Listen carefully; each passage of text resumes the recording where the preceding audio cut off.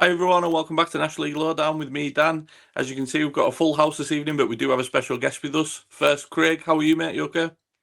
Yeah, very, very good, thank you, mate. A day of ups and downs. If you looked at the league table yesterday, down the bottom especially, but when we finally come out on top, and we didn't score just one goal yesterday, we scored two. But we'll come to that one later, I'm sure. I'll make sure we do if you forget. I won't forget, mate. You won't let me. Goals are like buses in Braintree at the moment. Louis, how are you, mate? You okay? Yeah, well, good. Thanks, Dan. Not the best result for us yesterday, but at least we didn't lose. And yeah, I'm worried the world's going to end with Braintree getting not one goal but two. And we are joined this evening by Dave, a friend of the podcast. You've been on before, mate. Thanks for joining us. How are you? It's been a busy old Sunday afternoon, Dan, to be honest. You've got me on at just the right moment, really. But yeah, thanks for inviting me back. You're always welcome, mate. Honestly, like I say, it's happier circumstances than some of the times when we've had you on in the past. So we're going to cover a little bit about obviously what's been going on at Morecambe. So Ashvir Singh has been. I don't know, did he part ways or was he sacked? But Dave, what did you make of that? What's your initial thoughts? Yeah, Ashvir Singh Johal they said it was mutual consent, but I think to all intents and purposes, it is a sacking, isn't it? I mean, they say that to sort of ease the waters a bit, don't they? I mean, let's be honest, it was long overdue. I think when he's got appointed, and bear in mind he's the first ever Sikh manager in professional English football history back in August. There was a big fanfare, and then, of course, we won our first game of the season 2-1, almost a sort of stuff of dreams written in the stars kind of win. But we very quickly, and this was Ashvir's problem, and I think going forward in his career, this is probably what he should take from it, is his style of play is all well and good until you are found out. And that was our problem, really. The style of play was found out very quickly. There were some great performances in the first few games of the season. We played some breathtaking stuff, but very quickly, our style of play, slow, passing it out from the back, was just found out far too quickly. And teams wised up to that. They let us play. We didn't have a plan B. You couple that with conceding loads of silly goals. I mean, Craig was there at Braintree a couple of months ago. That was one of a catalogue of just horrendous mistakes at the back that just gifted opposition easy goals, easy points. That didn't really look any way out, really. There wasn't any way. They didn't look any way back. We didn't think it was going to come.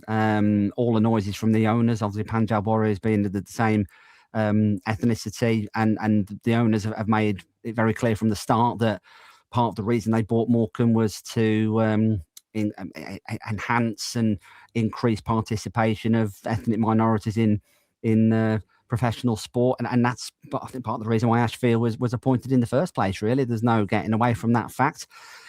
The project hasn't worked. They've made the decision perhaps just about in time. Not gone great for us this weekend. So we're 7 points and worse goal difference from safety with 18 games of the season to go.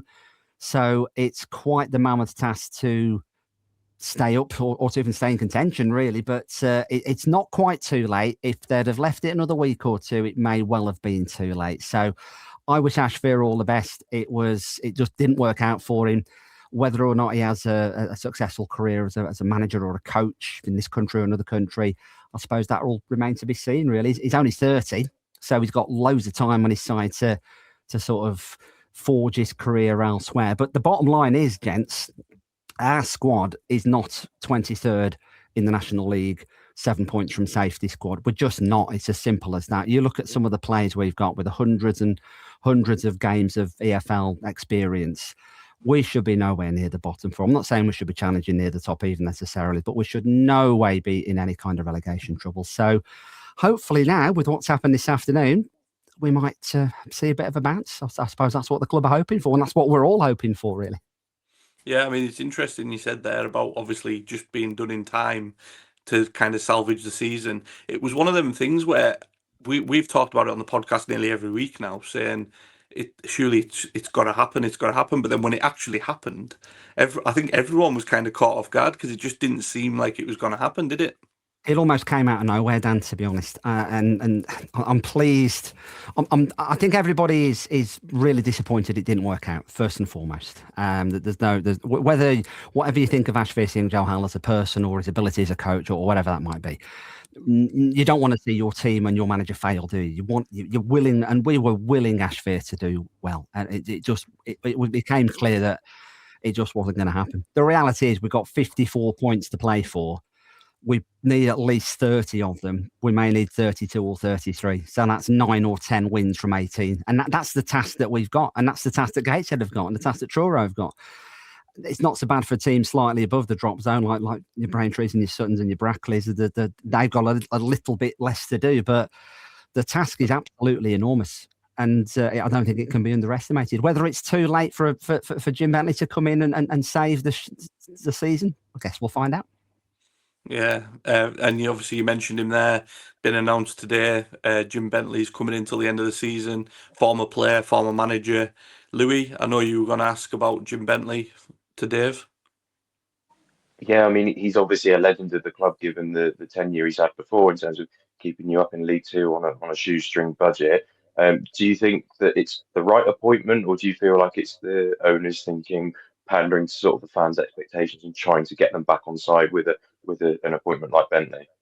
I think perhaps, Louis, it shows to some extent the owners, I wouldn't say naivety, that's perhaps overstating it, but certainly their lack of experience in the football industry, shall we say. It's an easy fallback appointment, along similar lines really to when Derek Adams came back to the club the second time, and then he came back a third time. It was an easy phone call to make, I suppose, from that regard. There's no doubt that Jim Bentley is I mean, first of all, he's a fantastic individual. As a human being, you won't meet a nicer person in your life, honestly. He's an incredible person. The reality is, legends and legacies can be tarnished, can't they? And I'm not saying that's going to be the case this time, but he's got a very, it's a proper, let's build a statue outside kind of legacy. As a player, he was captain when we got promoted into the Football League in 2007. He managed us for 8 and a bit seasons, kept us up every single season, almost against the odds every time, mostly comfortable. We had one season where we needed a draw against Coventry on the last day of the season to stay up, and we got a 0-0. That was skin of our teeth, but we made it. The reality is, when Jim Bentley left Morecambe in 2019, he went to AFC Fylde a couple of weeks later. Morecambe were bottom of League Two, and it was only October, but it felt different. That season felt like the writing was on the wall a little bit. Now, whether we would have gone down that season, who knows? Derek Adams came in, COVID struck, and we stayed up on points per game. And then obviously the following season, we got promoted into League One. So you just never know, do you? But the reality is, he left when we were bottom of the Football League. He's then gone on to AFC Fylde. Didn't work out from there. He's gone on to Rochdale. Didn't work out from there. He had a decent tenure at Southport. I think he was a little bit unlucky in National League North, but he got sacked there last March. So he's not been in football for about 11 months or so. But he's very hungry. I spoke to Jim in August. We had a bit of a fans event at the local theatre in Morecambe to kind of celebrate the fact that we'd been saved, really, and we were about to start the season. It was a great night. And we had Jim as one of our guest speakers.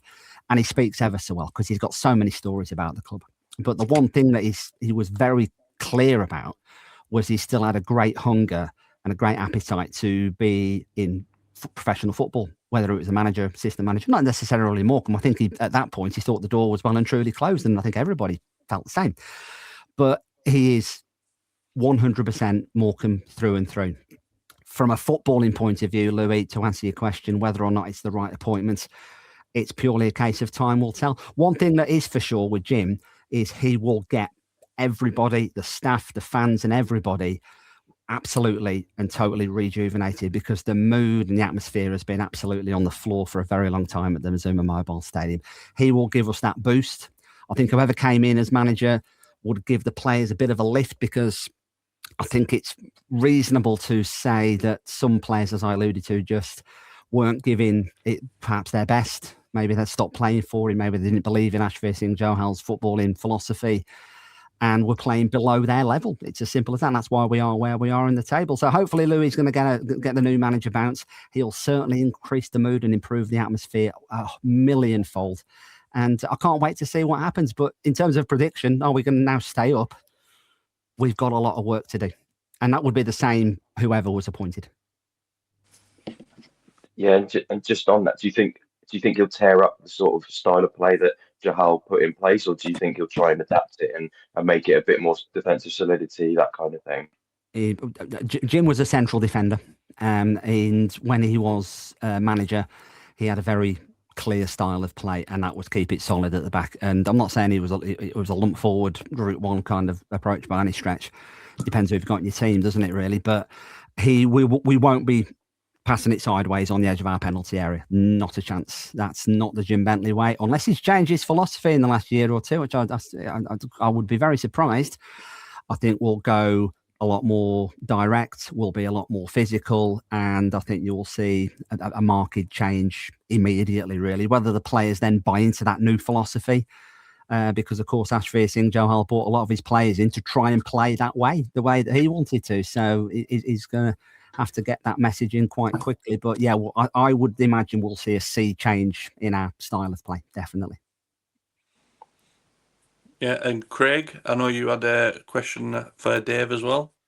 Yeah, so you've kind of touched on your chances of survival and not really knowing what's going to happen, but there's quite that gap to kind of catch up effectively. Obviously, you do have games in hand over the likes of Braintree. We seem to be playing every week when everyone seems to be having a nice week off every now and again. I'm looking at your fixtures, and you got 3 in effectively the next 10 days, which are Altrincham away, Truro at home, and then Tamworth at home. That's got the potential there I'm sure to be a fantastic start for you. Do you feel like you will see that new manager bounce, or do you think because of the players obviously being used to Ashvir's style and probably the transformation, it might be a slow start and maybe then too much for him to chase down? We'll certainly see an improvement in performances, Craig. I don't think there's any doubt about that. The one problem that Morecambe have got as a squad, and bear in mind we're talking now the day before the EFL transfer window closes on Monday night, we haven't got any firepower in the squad. And it doesn't matter who the manager is. We haven't got any out-and-out goal-scoring strikers in the squad. We've got a lot of creative players, a lot of wingers, a lot of number 10s, attacking midfielders, but we haven't got a number 9 who can put the ball in the back of the net. And I think that could potentially be our Achilles heel going forward. And looking back to Jim's tenure when he was previous Morecambe manager, we always had a goal scorer up front, maybe not an absolute prolific one, although we did have a few, but there was always somebody in the team who you think, right, well, he's going to be 10 or 12, 14 goals at the end of the season. And so it proved, and I think that went a long way to keeping Morecambe in League Two for a number of the seasons when he was manager. We are lacking in the final third, and whether we're going to get any recruits in before the end of the EFL window, I know people are going to be listening to this now and they're going, well, there's no transfer window deadline in the National League. You can still do what you like. We can't sign anybody from the Football League after tomorrow night. That's the reality of it. So if we're going to get some National League cast off or take a chance on somebody from the division below, that's not going to save our season. So whether we do any business, don't know. Will we see an improvement in performance and a bounce? Definitely yes. Will that get us points? Remains to be seen. But next 3 games, Craig, like you say, are enormous. We have to beat Altrincham on Tuesday. We absolutely have to beat Truro next Saturday. It's the most 6-pointers of 6-pointers you could ever have. Yeah, and then looking towards the end of the season, obviously, if you do close the gap, you've got a pretty tough the final 2 games. You do still have Braintree coming to you guys. You've got Gateshead away, so you are playing the teams around you. But your final 2 games are against 2 teams. I think I'm going to go on paper and say they're going to be playoff sides. I think they're slightly below that top 2 now. But you've got a Boreham Wood at home and Forest Green away on the final day. And in that final 5, I've actually just realised you've also got Rochdale and Carlisle in the final 5 as well. Yeah. So you got to feel like it's got to start immediately because you don't know how many you're going to pick up in that final 5. But teams could have one eye on the playoffs, so it could work in your favour. I think we're hoping, Craig. Yeah, I think we're hoping that hopefully at least one or 2 of those may have either won the title by that point, or they're firmly in the playoffs and maybe taking the foot off the pedal a bit, looking a little bit further ahead. We've got horrible running, let's be honest. Four of the last 5 games, either one of those 4 could easily win the National League title as it currently stands. We need to be in touching distance. We can't go into those 5 still adrift. We need to be at least on par or just above the bottom 4, I think. I think one thing is for sure, I think I'm happy now that it's going to go quite deep. I think a couple of weeks ago, or even last week, or even on Friday, to be honest, I was thought end of Feb, early March, it'd probably be all over. And it might well still be the case. If we have a bad week or 2, then we could end up being 10, 12 points adrift, and then it is all over. But I'll just look at Boston from last season. I was looking at the comparison table earlier on today. And at this stage of the season, Boston had 19 points, and they stayed up with a game to spare. So it can be done. We need playoff form to make it happen. It's just whether or not we can score enough goals to do so. But yeah, it's not a great run-in. Not a great run-in at all. Stranger things have happened, though. Stranger things have happened. Absolutely. One thing is for certain is it's going to be exciting one way or the other.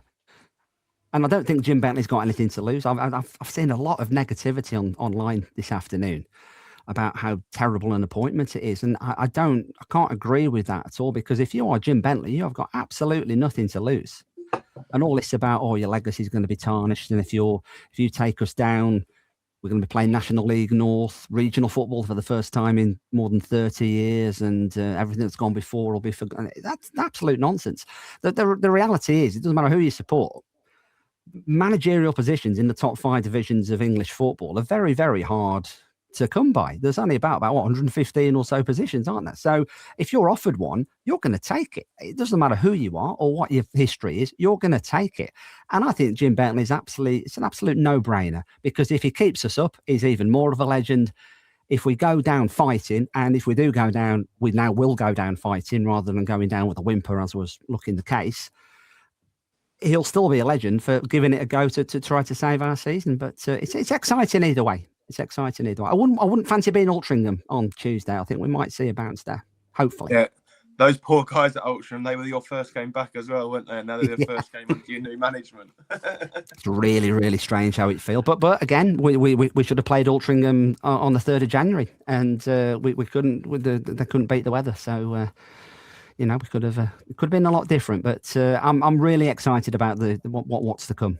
I wouldn't like to call which way it's going to go, but it's going to be good, one way or the other.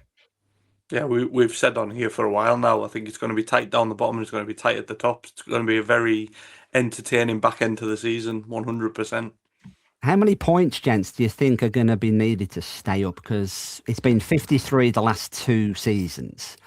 And the 5-year average, not counting the COVID seasons, the all teams being expelled, last 5 46 game seasons, it's just under 50 to stay up. We've got 21 at the moment with 18 games to go.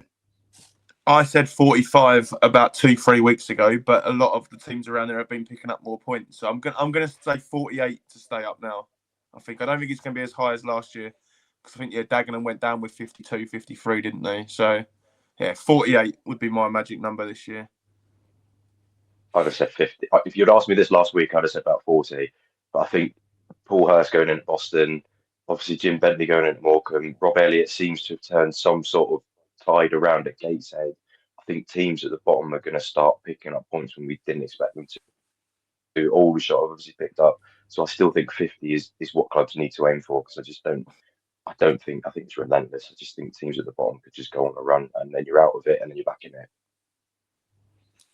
Yeah, I mean, I was kind of thinking 48, similar to Craig, but I agree with Louis with the way things are going. We had Keaton Ward on, a Gateshead player, the other night, and he was saying, obviously, the way Rob Elliott's got them playing now, and I watched them against Hartlepool, and they were definitely a lot more solid and looked more compact and harder to beat. And I think if they're turning it round, like say you guys, like Louis said, you guys have got a new manager, Boston new manager, Truro picking up points, then Braintree are winning, Sutton are picking up. There's so many teams down there. I worry for teams like Eastleigh that are on horrific form, that have lost 5 in a row, that just can't seem to buy a win at the moment. And I think there's going to be I think there'll be a team that gets dragged right into it, and it might be them. Yeah, I still think there's 11 teams that can go down at this stage of the season. Anyone from Brackley below. I don't expect Wealdstone and Tamworth to get dragged into it now. I think they're safe, but anyone from Brackley and below can go in. And as I was saying to you guys off air, for Brackley, their managerial appointment is massive. If they go too brave and the risk backfires, they're only now 4 points above safety. So they could be one to watch for me. But yeah, anything above 50, I think is safe now. But I reckon you might be safe on 48. The lower the better. For our sake and your sake, Louis, and your sake, Craig, as well. The lower the better, really. I mean, I think it's difficult to see how all three of us can survive, perhaps. I don't know, but we'll revisit that perhaps at the end of March, maybe. Fingers crossed for all three of you. Fingers crossed.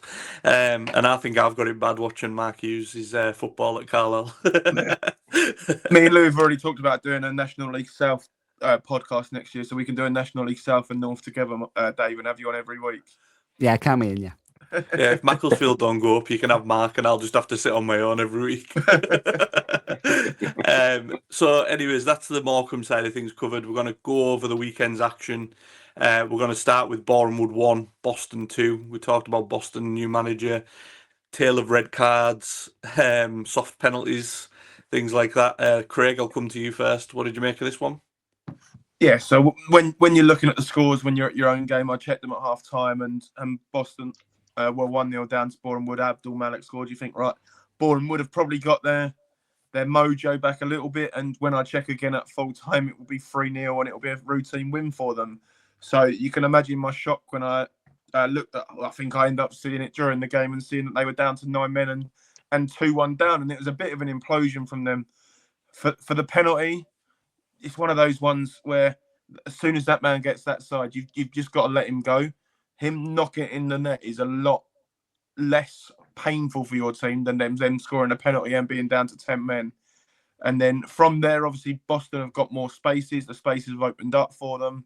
They're becoming a comfortable side, and they're thinking we can get our first win in a long, long time under, of course, new management. I don't want to speculate, but Regan Booty was clearly sent off for dissent. I don't know what he said or what he done. I'm not going to go accusing him of anything because I don't know what was said. I'm sure a report will go out and we'll find out how much the length of the ban is for that one. But that then put them down to 9, and it just felt a matter of time, and it didn't take long for Boston to then score the winner. And for them, it's massive. We're going to be talking today about teams down the bottom winning, and for them, after not winning in such a long time, that's a massive one for them. And that little new manager bounce that we've all talked about, and we hope that obviously Dave's team get that as well. Louis' team had it a little bit earlier in the season. It now seems it's Boston's turn to have that new manager bounce, but how long will that last? Because it's so tight down there, but they deserved it. Boreham Wood, I said on the last podcast, they can't lose this one because we're confident they're going to lose on Tuesday night to Rochdale. That could be 4 defeats in a row for them. That game Tuesday now takes a whole greater significance for them as well. If they do lose that, that's 4 in a row. I don't think questions will get asked of Garrett because they're so far higher than anyone expected them to be. But you don't want to be going later and later in the season with poor form. Halifax, definitely not Hartlepool. Halifax, Solihull have been playing well recently. Southend obviously went through in the cup, so they've got a little bit of momentum behind them as well. You don't want to be sliding into their clutches because there are people waiting if the failures continue for longer than they need to be for them. Yeah, definitely. I mean, I know we're going to focus on the teams down the bottom, but just for Boreham Woods, like Craig mentioned, I think context key. They're already a lot higher, and if you'd offered them that in the summer when they came up, if you'd offered them they were going to be 4th in the table come the start of February, they'd have probably thought you were crazy. So again, it's worrying a little bit they've lost 3 in a row, but I don't think they'll be too concerned yet. But like Craig says, we've got Rochdale next, and it could easily spiral. And there is teams in and around them playoff areas that can take over. Dave, what did you make of this one, mate?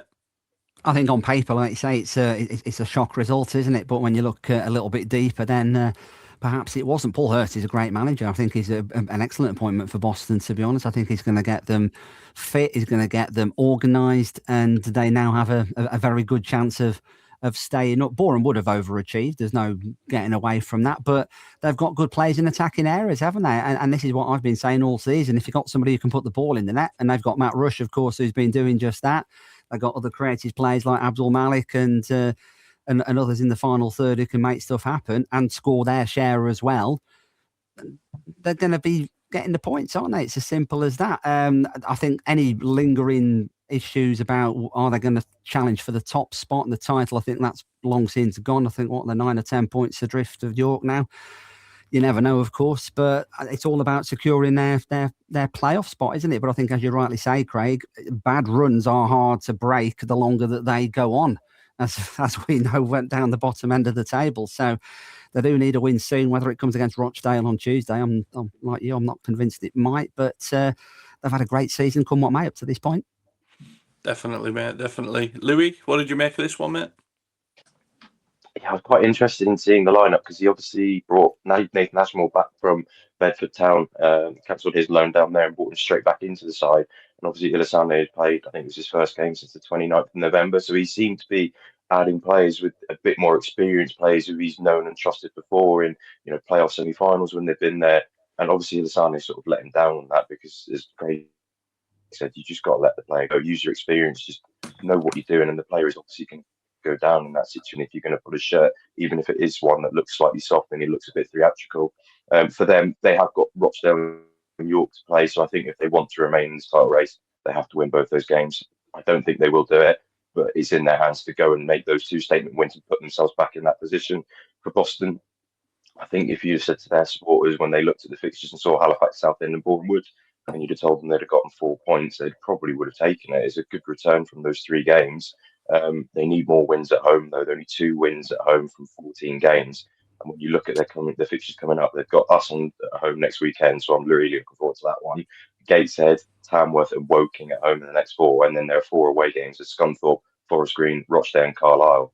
So if they don't pick up those home wins that they need, they're going to be bang up against it. But if they start picking up some form at home, I think they'll be clear of it in a couple of weeks' time. Yeah, definitely, mate, definitely. Next up, we've got Hartlepool 0, Aldershot 3. This was an absolute outstanding result for Aldershot. We've been wax lyrical about John Coleman and the job he's done. We've had John on the podcast. Speaks really well, loves his football, very experienced coach, and the job he's doing there at the moment. 1 defeat in 7 in the league for Aldershot. That seemed unthinkable when he took over. I remember us being on here saying that they're at risk of getting cut adrift down the bottom with Gateshead, and all of a sudden now they're flying. Dave, what did you make of this result, mate? It was looking really bleak for a long time, wasn't it, for Aldershot? And I think for quite a few weeks, John Coleman must have thought, what the heck have I walked into here? We played Aldershot, the second game of the season, well, our second game of the season on August Bank Holiday Monday. They walloped us 4-0 that day. And they looked pretty good, to be honest. They looked like they could go places, and then obviously fell off a cliff, of course, and maybe what's going on behind the scenes, perhaps, or that kind of thing may be affecting it. But you can't knock the job that John Coleman's done, and I think they're going to be all right now, actually. There's still a long way to go, of course, but the good runs are like bad runs, aren't they? Once you're on that good run, you seem to have that snowball effect, and I don't think Hartlepool are all that, to be honest. We've played them. We drew 1-1 at their place. They looked all right. They're no great shape. A middling National League side, really. But what a job he's doing, and long may that continue for them. Yeah, definitely. Obviously, you've said about Hartlepool as well. We've spoken about them as well. They just don't score enough goals for me. Like, they really struggle there. Louis, what did you make of this one? Yeah, I think the first goal in this game was absolutely crucial because obviously, given the record that Hartlepool have got going one way compared to their defence and Aldershot's going one way compared to their defence, the first goal was going to be critical in this game. There was a huge save from Boyce Clark in the first half. Holohan went through 1-on-1 on his second debut for the club, and it's a massive save because I think if that goes in, Hartlepool might see it out because of their good defence. It's funny that the first goal was scored in the 58th minute of the first half. Obviously, they had an extensive period of added time due to, I think it was a head injury, wasn't it? And Patton got his goal on his debut. Yeah, as you say, for Hartlepool, not a chance they're getting in the playoffs. I'll put my neck on the line on that one. They just do not score enough goals, and I haven't been impressed with them. And I've seen them 70% of the games this season, they haven't scored more than 1 goal, and there's 33% of games where they've not scored at all. So I think they're a side that are just going to sit in that mid-table. And as I said before, I do worry for Featherstone in this position because I just think that club, although it is new owners at the moment, but if it's big expectations. It is a big club. It's a club that have got EFL status, obviously been in League One. So I think it's a tough gig to have, and I do worry with his position as a manager. Yeah, Craig, what did you make of this one, mate? Yeah, we're definitely moving our way through the Hartlepool circle, as Louis talks about very often, where the interim manager gets the permanent job and then has a bit of a shocker. We're definitely in the shocker stage for him at the moment, so it won't be long, I reckon, until he moves on. He might be potentially, for me, the next manager under the cosh, because the form hasn't been good enough and new owners tend to like to get their own new man in. So that might be one to keep an eye on. Aldershot, John Coleman's moved a lot of players on. He's brought a lot of players in. It seems to be very much getting to the stages of it being his team. He's not playing the team of his predecessor. Although one thing I will add on that is that Widrington still plays and he's doing a good thing. There's always been comments about him obviously being the manager's son, but he's being trusted by the next manager as well, John Coleman, who also, Dave, in our little special that Dan, Louis and Mark done on Friday about Morecambe, his name came up from a couple of fans of a manager that would be liked by Morecambe. So unfortunately for you, obviously he'd already gone to Aldershot, but it'd have probably been a prime candidate for you, to be honest, on that one. But yeah, he was out of work, Craig. Absolutely, I think. Yeah, no doubt about that.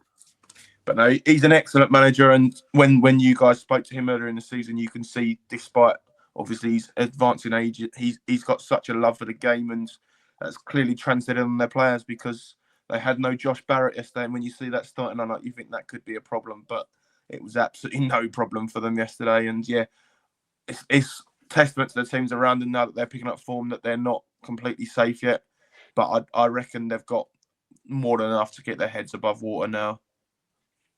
Although I'd be happy if they didn't. Any team will go now as long as they're not Braintree. Oh, the gloves are off now. The gloves are off. But yeah, Louis mentioned about Boyce Clark in goal as well. When we done our transfer special, I picked him as one of my players that I was impressed with, and another clean sheet for him from a team that was shipping goals left, right, and centre before he was signed. So good to see him get a clean sheet as well. Next up, we've got a game that I know Craig's eager to talk about. Braintree 2, Eastleigh 1. And I mentioned earlier about goals being like buses. Craig, what did you make of this one? I know you were on commentary for this. Yeah, so it was an enjoyable game. And to be honest with you, lads, in the first half, Eastleigh were the much better side. They kept the ball quite nicely. They had some half chances. And then, I mean, if you see our first goal, it's comical defending.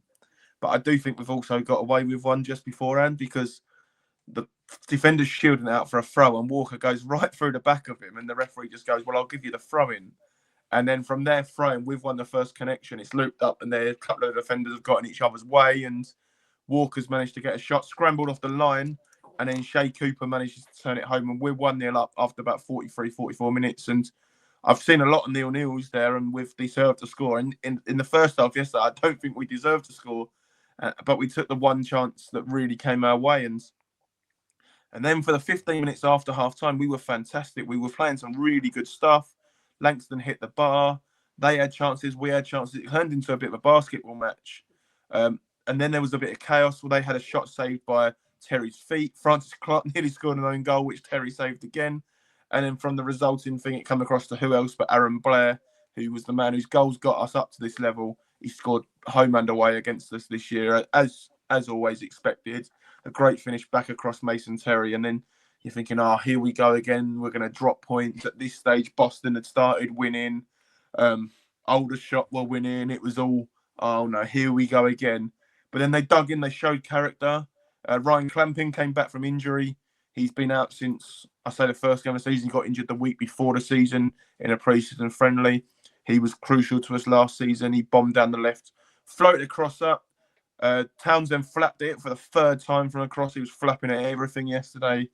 And Pennington used some composure and rolled it across for Walker for 2-1. And then we managed the game really well. Steve's subs were spot on to kind of take the sting out of the game. There's about a minute to go when the ball went into a Kinde, and he ran just kind of slight diagonal, holding players off, and kind of fell over as you do kind of thing, and gets the free kick. But that kind of experience, you're craving those 95th minutes when you just need someone to hold the ball up for you.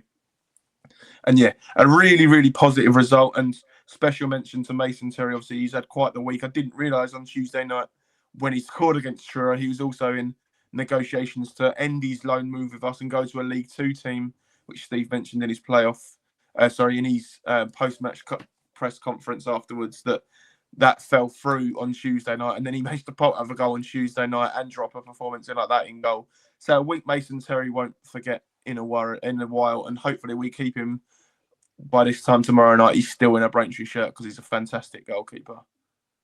Yeah, definitely. He made some really good saves. I thought. I think I messaged you, Craig, when I watched the highlights. Said he made some really good saves. I Dave? heard you say fantastic goalkeeper, fantastic commentary. That's what I heard. Just saying. Yeah, it was something along them lines. Something along them lines.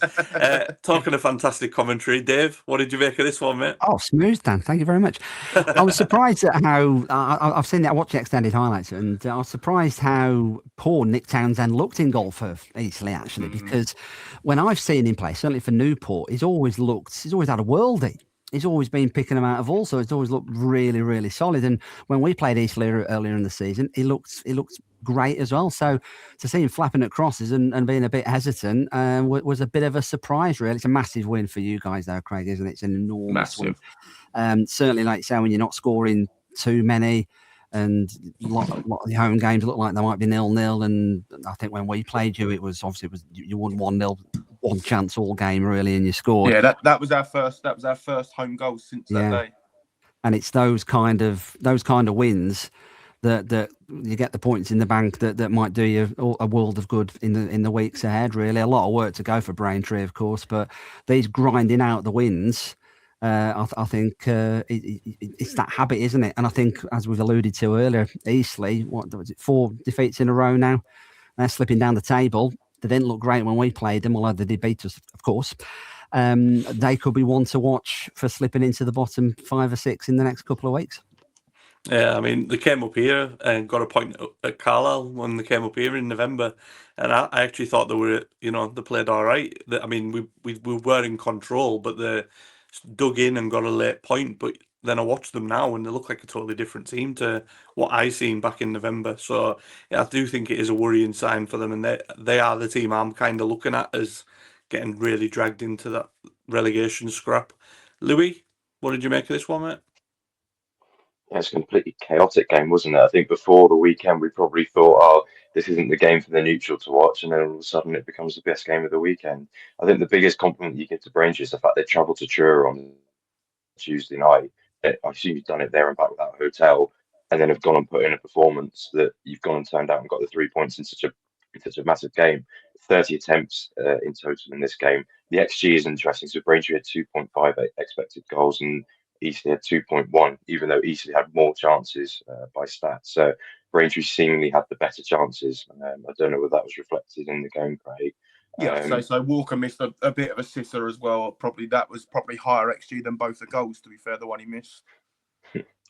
Yeah, and you touched on it before. Are Eastleigh going to be this season's Dagenham and Redbridge? Are they just going to slump their way into that relegation zone? Obviously, it's 5 defeats on the bounce for them now. They've conceded 15 goals in the last 5 games. My worry for them is if Aaron Blair gets injured, he's their top scorer of 11. Where are their goals going to come from? He's got 4 in his last 6. Yeah, it's really worrying times for them. But full credit to Braintree, absolutely huge win. He did almost score for us as well. He tried to header one back to his goalkeeper and nearly put it in the bottom corner. Maybe he forgot who he was playing for. Thought he was back at the old ground. So yeah, and next up, a game that Louis probably doesn't want to talk about that much, but we're going to come to him. Sutton 1, Brackley 1. A result that doesn't really solve anything in particular. Louis, I know you were at the game. What did you make of it? Yeah, missed opportunity for us, I think. Took the lead early, Ashley Nelson. It was lovely play from us, to be fair. We worked the ball quite well. Got the ball down the wing to Jennings. He put in a lovely ball across to Jermaine Francis. And I know I put it in the chat earlier, that assist from Jermaine Francis, the turn and swivel at such a quick pace to put it back into the danger zone for Madison to tap it in. Outstanding bit of play for him, but it was completely against the run of play. Brackley were outstanding for the first 20 minutes. They boxed us in. They had the territory. They put us under huge amounts of pressure. We consistently, it's our style of play to play out from the back. I've got nothing against it at all, really. We've got benefits from it. We've scored lovely goals from it. It's just about using your common sense in those kind of areas, and we didn't use it for Brackley's opening goal. We put all of our men forward apart from the 2 defenders. Jackson played it short to them. and he just misplaces his pass back afterwards, and they just Pollock rolls it in for an easy goal. But I think after that, we were probably the better side for the remainder of the half. Madison had a header and another one-on-one chance or a shot from a narrow angle that maybe he could have done better with the header. And the second half was just a non-event, really. It became really bitty. A lot of set pieces, a lot of throw-ins, a lot of corners, and the game just sort of died out. We had one good one-on-one chance from Radari when he went through and goal, and he sort of scuffs his shot wide. And you think that's probably the chance where if you're going to get one, you take that and you get the 3 points and you walk away. It just puts more pressure on our next two games because we've got Boston and Braintree next two. Yeah, resurgent Boston and Braintree at home. I know I've got a curse at the moment. I haven't seen us win since the 5th of November. So I think I might just miss those two games and we might get something. Yeah, like I said to you, mate, I'll buy you a ticket for the Braintree game. It's not a problem, mate. You have to take yourself off to Holland again, Louis. But yeah, no, I'll go as far away as possible. We'll get on a really good run. Definitely. Dave, what did you make of this result, mate? I think from our point of view, from Morecambe's point of view, from Braintree's point of view, from other teams around, I think a draw does us good. It's probably the best result we could have had, really, from the other teams around us. You speak about chances, Louis. I watched the highlights. I think Brackley had one cleared off the line in the second half as well. So perhaps could have gone, I think it was Matt Lowe. Was it of our volley, Matt Lowe, later in the second half? So that could have gone either way, of course. But I think it's going to be tight, isn't it? Brackley, I don't know whether they're going to get enough points. I just look at the quality they have in their squad, and obviously they're only part-time as well. Yeah, they've got a few former Football League players, but they've got a lot of players that are a little less familiar to the general public, and they've not looked great. I mean, if we've beat them twice, that tells you everything about how they are as a squad. I really like Chris Agata as a manager. I thought when you came to us earlier in the season, Louis, I think it was one of his very early games in his tenure, actually. I thought he looked really good. I got pelters on social media for saying that you look like one of the best teams we've seen at the Mazuma that season so far. I still stand by that. I think you make sure your good players fire. You've got to make sure Addison does well. You've got to make sure Lewis Simper stays fit and other players to sort of see us through. But we were very happy with the point from Morecambe's point of view. It could have been worse. The gap could have been 8 or 9 points from safety instead of 7. So thanks very much. Yeah, and of course true. I wasn't at that Morecambe game. So obviously we got something positive. So I've just looked there. Brackley are actually unbeaten in the last 6 in the league, winning 3 and drawing 3. So again, I know obviously the manager Gavin Cowan's moved on. We'll wait and see. I know, Craig, I'm going to come to you now. You've got an opinion, obviously, on they need to get the manager right next. What did you make of this one? Yeah, so firstly, let me apologise to Jack Sims because I touted him for being a really good goalkeeper and potentially Southend should be looking at him, and obviously he didn't cover himself in glory yesterday. And the lads Southend did sign on loan, saved the penalty. So I don't know everything. Some people say I know nothing. But yeah, as Dave said, the point suits the teams around them a lot more than them. For Brackley, it's a good point for them though because they've had all the turmoil of the season this week of their manager moving on, their promotion-winning manager. He'd obviously done a very, very good job there, and just kind of having to deal with an interim in charge and all those kind of things to go to Sutton, go behind and still get something from the game. They'd be probably the delighted out of the two if either are. But yeah, I'm just worried about their appointment. They have to get this right because, yes, they've unbeaten in 6, but they're still only 4 points above the drop. If they go brave and go for an inexperienced manager, we've seen how that can turn out this year. But maybe they haven't got the financial backing to go to get somebody else. So it'll be interesting to see where they go on that.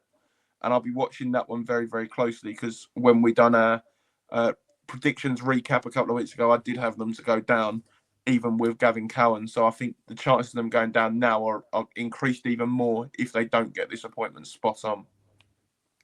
Yeah, definitely. Next up, we've got Solihull Moors 0, York 2. We're going to go to the top of the table now. York, I mean, I'm running out of things to say about them, to be honest. Just a very professional job. That I said a while ago that they were still conceding goals. They've now closed up shop at the back as well, and they're still scoring goals. So, again, running out of superlatives for them. But a professional job, I would say. Dave, what did you make of this one?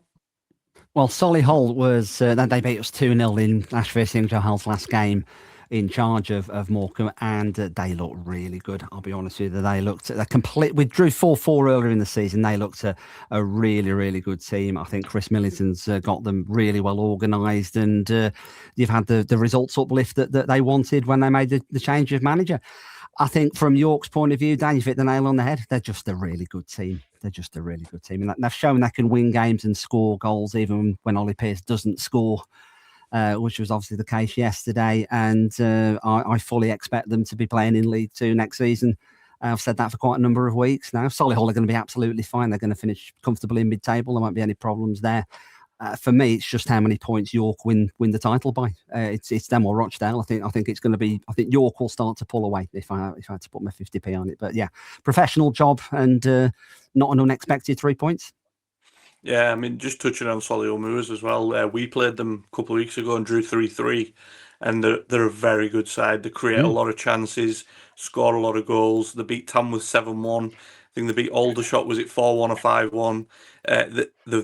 So for York to close up shop against them, keep a clean sheet, and then do the job, absolutely outstanding result for York, I think. And I agree with Dave. We've said for a while, Scunthorpe maybe have a bit of an outside shout, given how their games in hand are against them kind of teams. But for me, York and Rochdale are a league apart from everybody else. Craig, what did you make of this one? Yeah, I think York were deserved winners. There was some contention, mainly from some Solihull Moors fans, about the penalty, but from my viewing, it was a penalty. Josh Stone's not available yesterday, no problem as well. As you said, Dave, Ollie Pearce not scoring. That's a sign of a good team. You've got your two strikers, one not scoring, one not playing. You still find a way to win. I need to apologise to York fans, because if you looked at our prediction graphic, I put Solihull Moors to win 3-0. I didn't. I put York to win 3-0. But I did the prediction about the graphic about 11:30 at night and put it the wrong way around. And I was pleased I didn't get too much stick, because I was waiting once we realised I got it to get all the barrels. So I was pleasantly surprised that I didn't. But it just shows that maybe they all listened to the podcast. They knew which way I meant it. That's the spin I'm going to put on it. Solihull Moors here have got 3 teams in that relegation battle in their next 3 games, and then Hartlepool. So they could get a chance to get that run together, to be knocking on that 7th place door, where obviously Southend, Halifax are kind of at the moment, as we spoke, if Boreham would keep spiralling.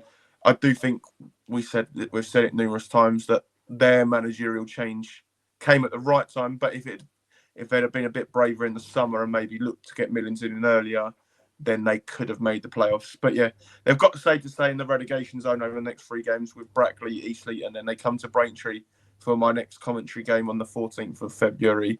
So hopefully they'll be of a loving nature and give us a couple of goals. Louis, what did you make of this one? Yeah, it's typical York, isn't it? Just relentless again.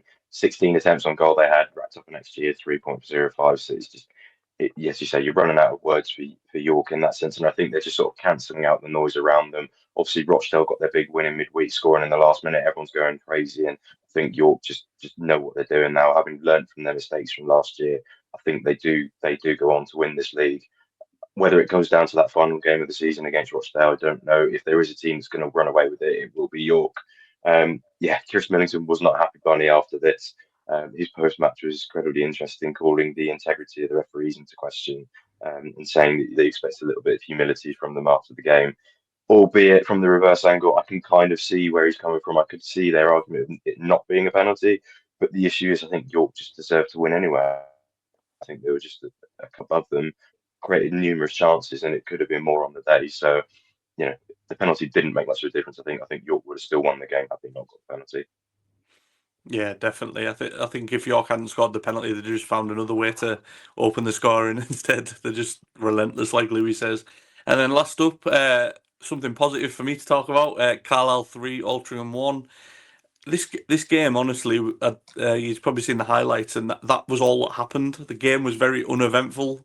There was a crazy 9 minutes in the first half where Carlisle scored 3 times. David Adjuboy, I've been a big doubter of him, but he was outstanding. There was rumours that apparently he'd been knocking on Mark Hughes' door this week saying, what have we got to do to start?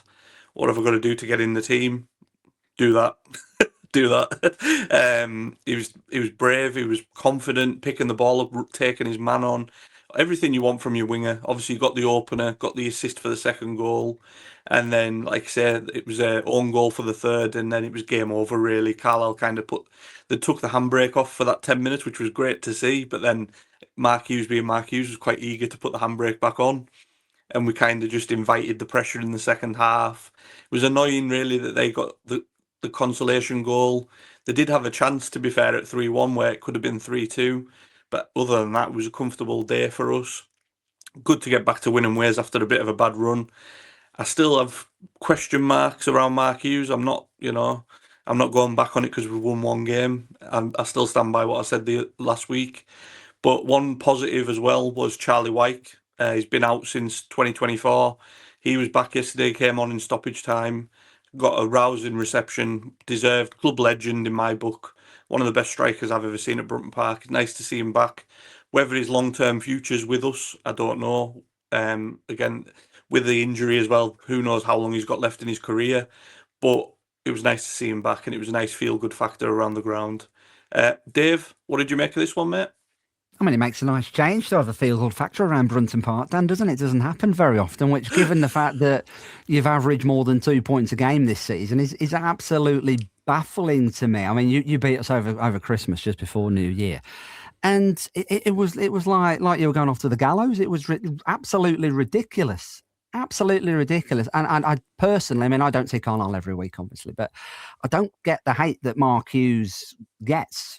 Really, I mean, you're going to tell me there's very good tactical reasons why he gets that hate. I know you are, but you've got 59 points from 29 games, for crying out loud. I mean, what more can this man do? But you've lost once in 7, isn't it? I think it is.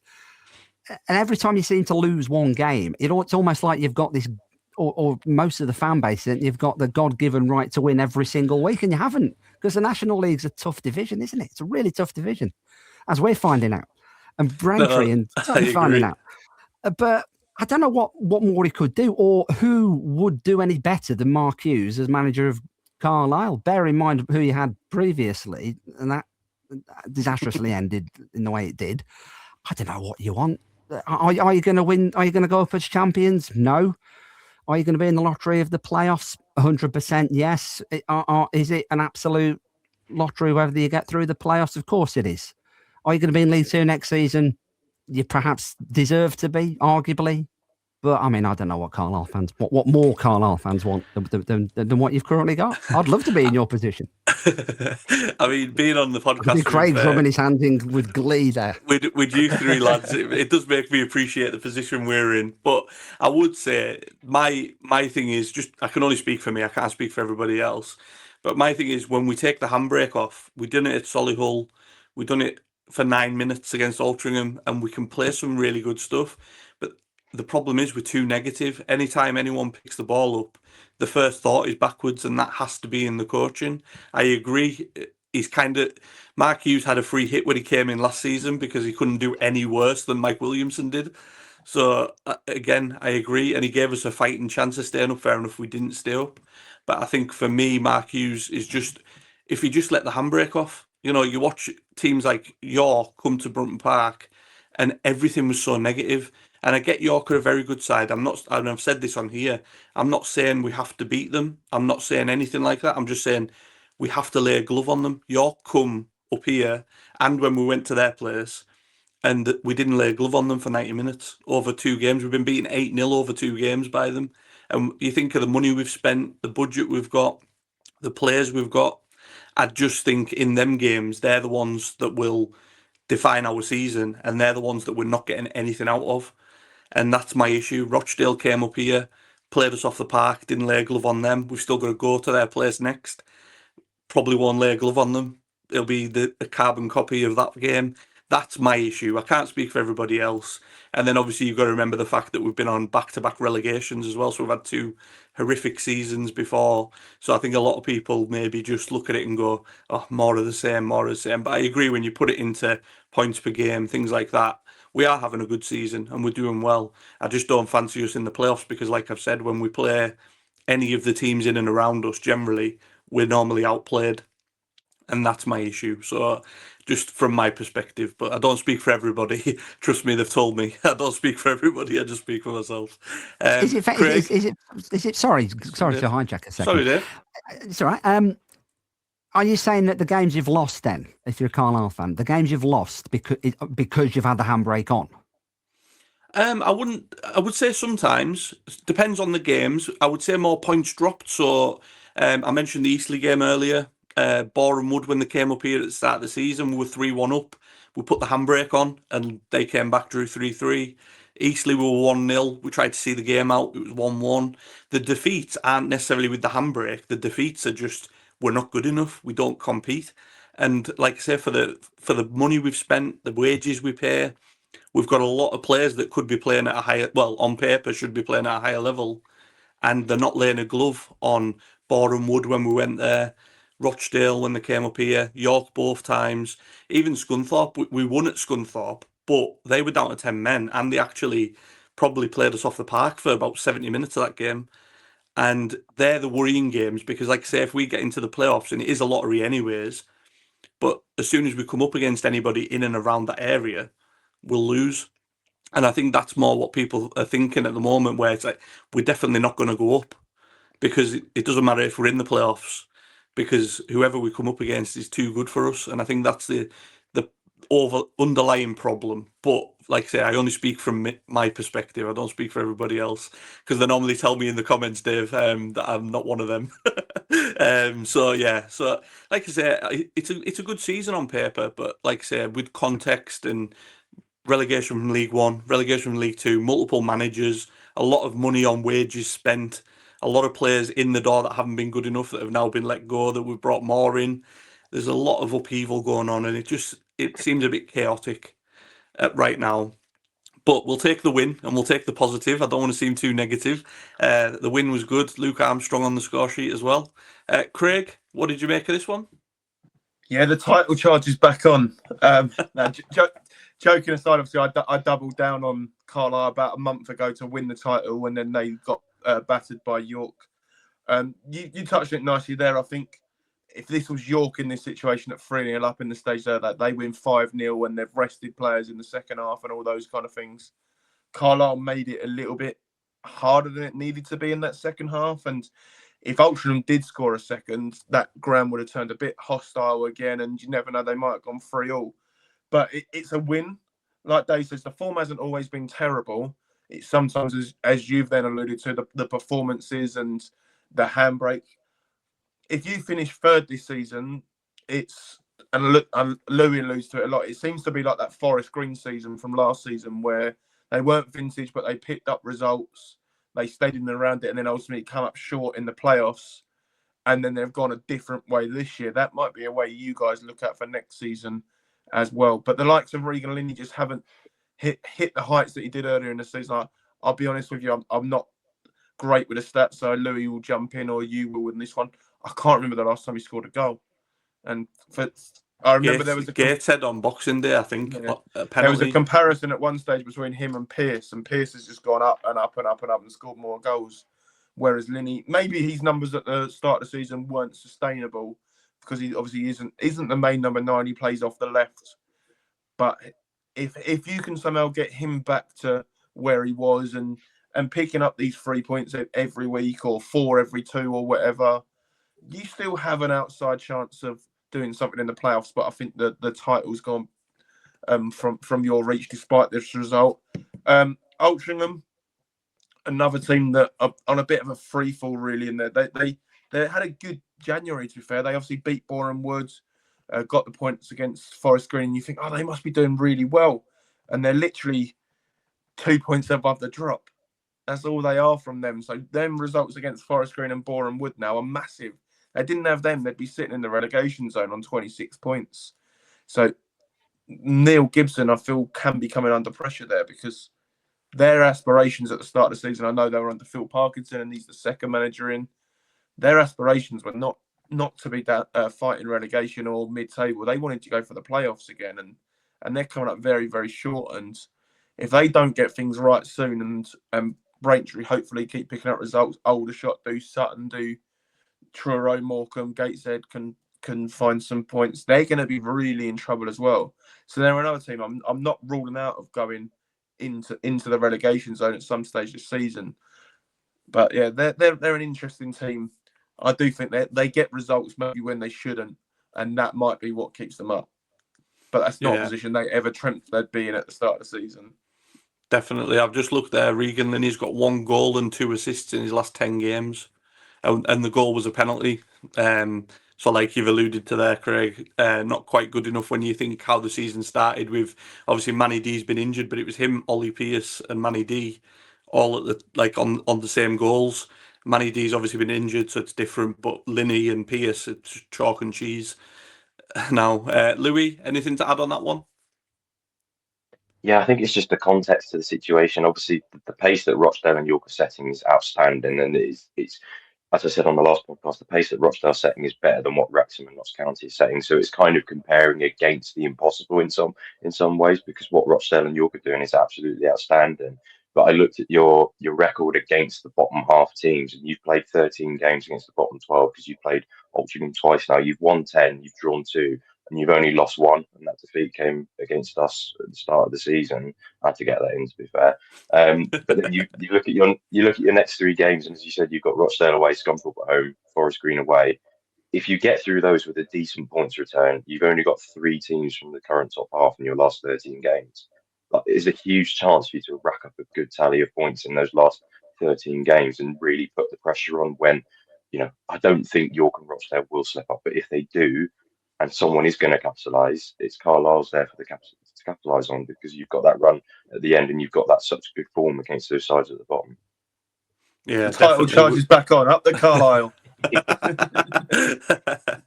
I should be the one saying that, not you. But yeah, we do have quite a favourable running on paper, but then all them teams are fighting for their lives at the end of the season, so it's not exactly on paper it looks good, but I don't really relish travelling to Truro second last game of the season. If they need a win to stay up or something like that, I think we've got Truro away and then Brackley at home's our last 2 games, I think. I've just looked now, and your final 6: Braintree, Gateshead, Morecambe, Sutton, Truro, Brackley. 6 teams that are all involved. So you've got a big say at the bottom. Big say at the bottom. We'll see what happens. But yeah, obviously that's the deep dive done. Louis, I know you want to cover the FA Trophy. The team are predicted to win are out. Thanks very much. Spoiler alert. But yeah, Louis, fire away, mate. Yeah, just don't ask me who I predicted to win the damn thing, because we went and lost 4-1 the opening tie. So yeah, a really intriguing weekend in the FA Trophy. No home winners at all, and you've got 4 sides now from step 1 and 4 sides from step 2 left in the competition. I think it's opened up. Maybe there's one team that I'll come to that I think is probably the favourite. But we'll go alphabetically. AFC filed 0, Southport 1. Albeit in the same league, but this is quite a shock considering where both sides are in the division. So Southport 19th, Fylde sitting in 2nd. Ted Lavelle got the winner in the 87th minute, progressed to the quarter-final for Southport for the first time in 14 years, having knocked out Eastleigh in the last round as well, away from home. So they've got a bit of a record in position so far. So maybe not one that teams want to draw, but they are the lowest ranked side left in the competition. And the next one, what was a banana skin, and I think a lot of us had a shock on the cards for this one. Telford 0, Yeovil 2. Ahmad Dyer and Tavon Campbell with the goals, securing passage for Yeovil. Telford were on such a good run of form. It was only 1 defeat in 13 prior to yesterday's defeat for Telford, but they didn't have a shot on target in the game. So absolutely fantastic performance from Yeovil and Billy Rowley's team. Got through, and they are potentially a dark horse in this competition, having maybe not safe, but somewhat safe. And you think they can have a good run at this competition, but I think we're coming to our potential champions in the next one. Chatham 0, Southend 1. Gus Scott Morris getting the winner in the 68th minute with a penalty. He's got 6 goal involvements in his last 7 games, and they are the highest ranked side left in the competition. It's whether or not they focus on the playoffs or the FA Trophy, or whether they can balance their competitive nature across the 2 competitions. We'll wait and see, but I know Craig has picked Southend as his winners, so I know he's hoping that they go through and make it all the way to Wembley. Next one was Halifax 1, Kidderminster 1. Kidderminster eventually winning 4-3 on penalties. A bit of a shock in this one. Kieran Morris got a goal in his debut for Halifax to open the scoring, but Joan Folks equalised with 10 minutes to go for the National League North side before scoring the winning penalty to send them through. And Adam Murray's side have gone through to the quarter-final stage, having been knocked out by us in the ROSC in the last 16 last year. So yeah, progression for them. This was one of the shocks of the round. Forest Green 0, Wheelstone 3. What an absolutely outstanding performance from Sam Cox's side. Goals from Baldwin, Olamala, and Adarkwa secured passage for them. Savage said it could have been about 5 or 6. So absolutely outstanding performance from Wheelstone. I don't think anybody saw this coming, and that's their first away win since the 4th of November. So hats off to Sam Cox. Really good performance, really good result, and yeah, good luck to who plays them in the next round. But I think the shock of the round is this one. Scunthorpe 1, Horsham 2. Incredible effort from Horsham. Best away record in the National League South they've got. All of the goals came in the first half. Howe gave Scunthorpe the lead before Meekins and Elliott turned it around for the Hornets. They've reached the quarterfinals for the first time in their history. Most of the time, you don't want to play these teams away from home, but you wouldn't want to play Horsham at home given their away record this season. So full credit to them. Tamworth 0, Marine 0. Pretty much nothing happened in this game. Marine went to win on 4-1 on penalties. 16-year-old James Potter scored the winning penalty for Marine. So hats off to him. Maybe I'll have a son called Harry one day and he'll be a magical player as well. And then the last one we've got is Walton and Hersham 1, Woking 2. Joseph Gabode scored on his debut after 90 seconds. And then Aidan O'Brien got a header to give them the commanding lead at half-time before David Rogalski got 20 minutes left to give Walton and Hersham a bit of hope. But it was kind of ruined with Stephen Parks getting sent off just before the end of the game, and their good run comes to the end, and the National League side has finally beaten them, given they knocked out us and Brackley in previous rounds.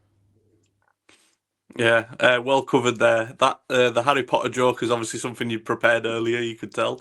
Up there with Craig's 6-7 thing that he done. I think for the moment of the season on the podcast. But yeah, Dave, I predicted Scunthorpe to win it. So. Thanks to them for letting me down there. Yeah, that's so I think the only people left now, I think Mark predicted Woking and Craig and Callum predicted Southend, if I'm right. So yeah, they're still left. We'll see what happens. Like I say, there's some teams in there I wouldn't want to be playing Horsham, especially if we drew them at home. I definitely wouldn't fancy that. But yeah, that's it from us. Thanks to Dave for joining us. Much appreciated, mate. Good to have you back with us. Craig and Louis, thank you again, as always, for joining me. Mark will be back very soon. Don't forget to like and follow and subscribe. We're on 920 subscribers at the moment. We want to try and get to 1,000 as quick as possible. So if you haven't, click that button. And thanks everyone for watching. Take care. See you soon.